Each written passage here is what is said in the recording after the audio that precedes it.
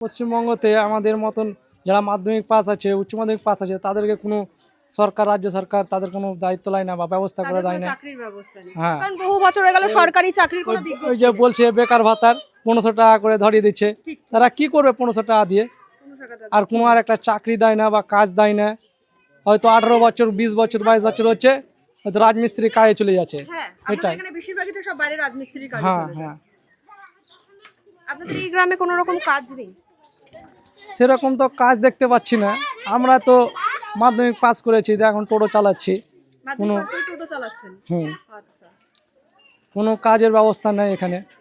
মানে পার্মানেন্ট কোনো কর্মসংস্থান এখানে নেই? না।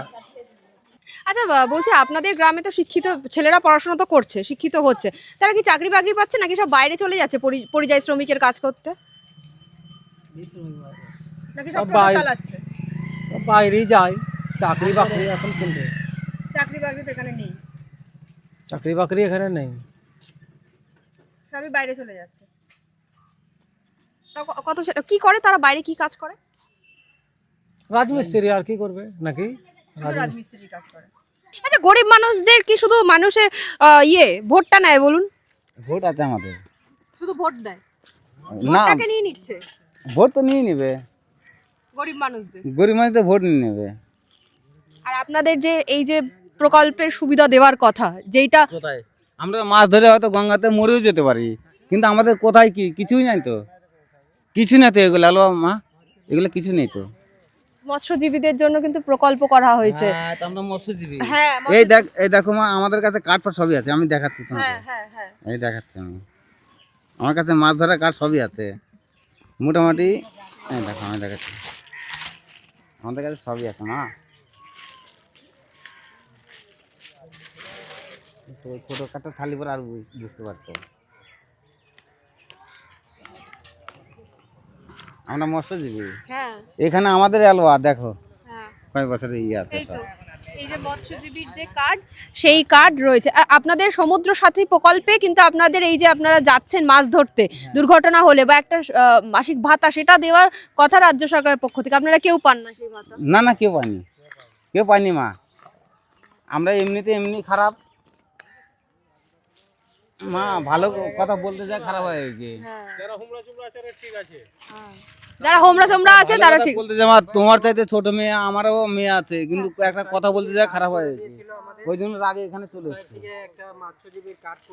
হ্যাঁ হ্যাঁ, সোসাইটি থেকে আমাদের ওই এক মিনিট ভাই, ওই কার্ডটা আছে নাকি তোর কাছে? মৎস্যজীবী কার্ড তো করে দিয়েছে, মৎস্যজীবীতে তো আপনাদের কার্ড রয়েছে।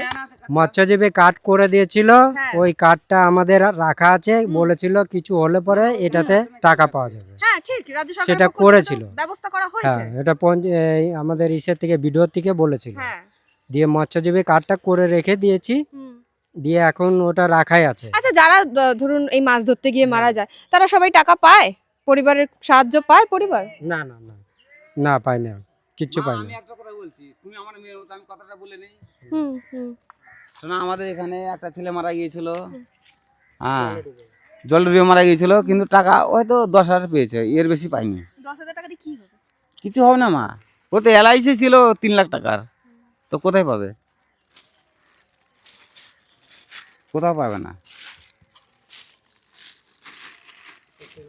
আমাদের মাছ ধরা কাটে এলো অনেক আছে, কিন্তু আমাদের ওই কাঠটা যদি কাজে থাকতো তাহলে তোমাকে দেখাতে পারতাম কয় সালে ছিল, তাহলে বুঝতে এই পারতাম। কার্ডটা তুলে নেবেন, এই কার্ডটা। না, এই কাঠটাই কয় দেখি, সালটা আমি দেখি, আর ওই কাঠের সালটাও ছিল, এটা 9-এর, আর ওটা ছিল তোমার হচ্ছিল 5-এর, না 7-এর, 5-এর ছিল। হ্যাঁ, এই যে দিয়েছে 2024। হ্যাঁ দিয়েছে, 24 দিয়েছে। তোমার আছে না কার্ড, আগের করা কি আছে। আমাদের ছোট একটা কার্ড আছে, হ্যাঁ, ওটাই মেন। ওইটাতে আমরা টাকা পাবো। হ্যাঁ, ওটাই তো ওই আমরা main। টাকা পাচ্ছি। ওটাই তো মেন না। আছে কার্ড, কার্ড আমার বাড়িতে আছে, জেলা কিন্তু এখানে তো নাই।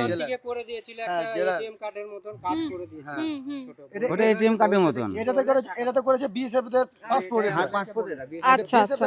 অনেক লোক করেছে। হ্যাঁ। আমাদের মৎস্যজীবী মৎস্যজীবীদের সকলেরই তো করার কথা। অনেক লোক করেছে, মোটামুটি 2-4-500 লোক করেছে। হুম। করে এবার ওই কার্ডটা করা আছে। হ্যাঁ, কিন্তু কিছু দেয়নি। না, আপনারা নিজের জীবন হাতে নিয়ে জীবিকা নির্বাহন করতে যাচ্ছেন, কিছু করার নেই, না হলে পেটের ভাত জুটবে না। এটা আমাদের জাতীয় ব্যবসা, হ্যাঁ। আমাদের করতে হয়, হুম। সেই জন্য আমরা করি এই ব্যবসা। আমাদের অন্য কোনো ব্যবসাও নেই। এইখানে তো কলকারখানায় নেই, চাকরি করবে কোথায়? সেটাই, এটা এখানে কোনো কলকারখানায় কর্মসংস্থানই তো নেই। করতে গেলে কলকাতার বাইরে, মুর্শিদাবাদে কলকারখানা নেই। মুম্বাই যেতে হবে, দিল্লি যেতে হবে, মহারাষ্ট্র যেতে হবে, গুজরাট যেতে হবে, আরো কত শহরে যেতে হবে, কিন্তু আমাদের এই পশ্চিম বাংলাতে নেই, কোনো কলকারখানা নেই, কিছু নেই। আমিরুল ইসলামের এলাকা এটা, এবং দুইবারের বিধায়ক।